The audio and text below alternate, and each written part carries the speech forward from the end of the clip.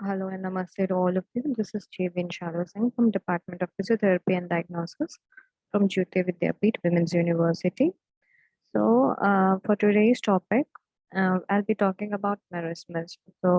It is one of the protein energy malnutritions. I'll be continuing in previous classes. I've told you about kwashiorkor. For today, I'll be discussing about marasmus. So, what is marasmus basically? It is a form of severe malnutrition which is characterized by energy deficiency, and it can occur in anyone with severe malnutrition, but usually it occurs in children. So, body weight is reduced to less than 62% of the normal or body according to the body weight for the age. Okay.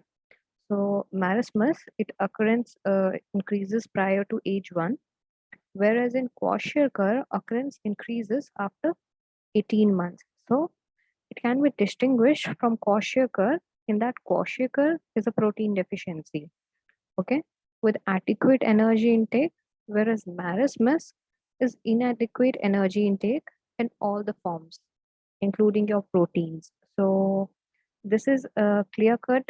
The separation of marasmus and kwashiorkor is, however, not always clinically evident, as kwashiorkor is often seen in context with insufficient caloric intake and mixed clinical pictures, so called marasmic kwashiorkor. They are possible.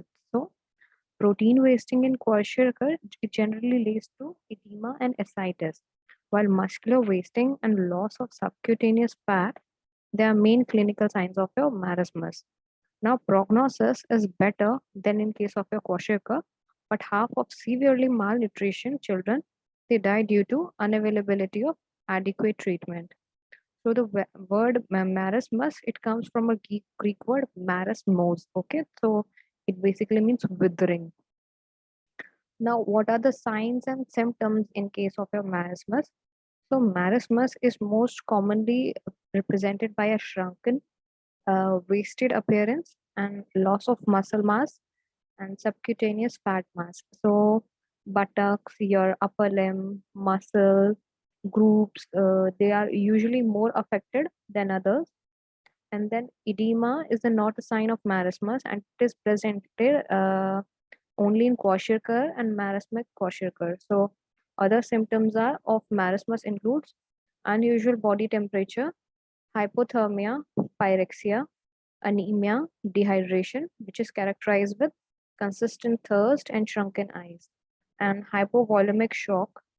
So, weak radial pulse, cold extremities, they decrease consciousness, and a tachypnea, and such as pneumonia and heart failure, and abdominal manifestations such as distensions, decreased or metallic bowel sounds, large or small liver, blood or mucus in stool, ocular manifestations such as corneal lesions and association with vitamin A deficiency, dermal manifestations, evidence of infection, purpura, ear, nose, throat symptoms, otitis, rhinitis, dry skin, and brittle hair are also the symptoms of marasmus. So, marasmus can also make children short tempered and irritable. So, what are the basically causes of marasmus? Marasmus is caused from the following factors. So, first one is your maternal malnutrition, uh, maternal anemia, poverty, through due to pathological conditions in a baby, such as in diarrhea, pneumonia, cyanotic heart diseases, malaria, necrotizing enterocolitis, pyloric stenosis, lactose intolerance, intoxication, meningitis, anorexia, and nervosa.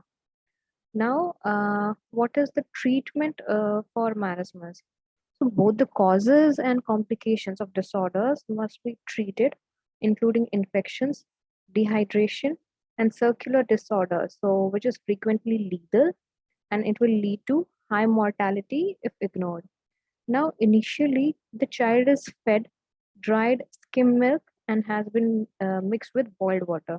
So, the once the child tolerates the milk, a vegetable milks can be added including sesame, casein, and sugar. Now, refeeding must be done slowly to avoid refeeding syndrome. Now, once children starts to recover, they should have more balanced diets which meets their nutritional needs. And children with marasmus, they commonly develop infections are consequently treated with antibiotics or any other medications. Now, ultimately, marasmus can progress to the point of no return. So, when body's ability to protein synthesis is lost, at this point, attempts to correct the disorder by giving food or protein are futile. Now, let's talk about the epidemiology. So, in United States, marasmus is rarely seen, especially in children. So, in 1995, there were only 228 deaths caused by marasmus in US, of which only three were children. And in 2016, prevalence of marasmus in United States was only 0.5%. So, prevalence is higher in hospitalized children, especially ones with chronic illness. So, however, an exact instance of non-fatal marasmus is not known. So, it is due to marasmus not being reported as an admission or discharge diagnosis. Now, internationally, there are multiple forms of malnutrition, and roughly one third of world's population is currently experiencing one or more of them. Now, there are around 50 million children less than 5 years old who have protein energy malnutrition, and of the malnutrition children population in the world, 80% they live in Asia, 15% live in Africa, 5% in Latin America, and it is estimated the prevalence of acute malnutrition in Germany, France, and United Kingdom and United States to be 6.1 to 1.2 14%.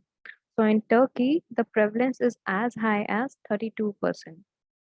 Now, depending on the race, there is no evident racial predisposition that correlates to malnutrition.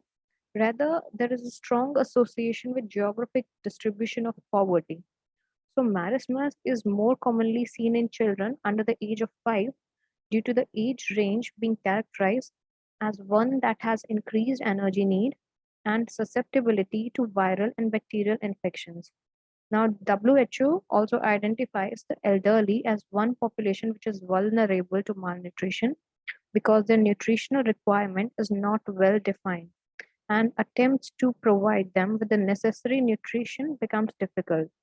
Now, there exist screening tools that test can be used to help identify signs and symptoms of malnutrition in older adults. And the malnutrition screening tool is a validated malnutrition screening tool that is primarily used in residential aged care facility or adults in inpatient or outpatient hospital setting. So includes parameters such as weight loss and appetite, and persons in prison, concentrated camps, refugee camps, they're affected more often due to poor nutrition. Now, this is all about marasmus. So, further about energy and malnutrition, we'll discuss in next lecture. So, until then, take care and goodbye.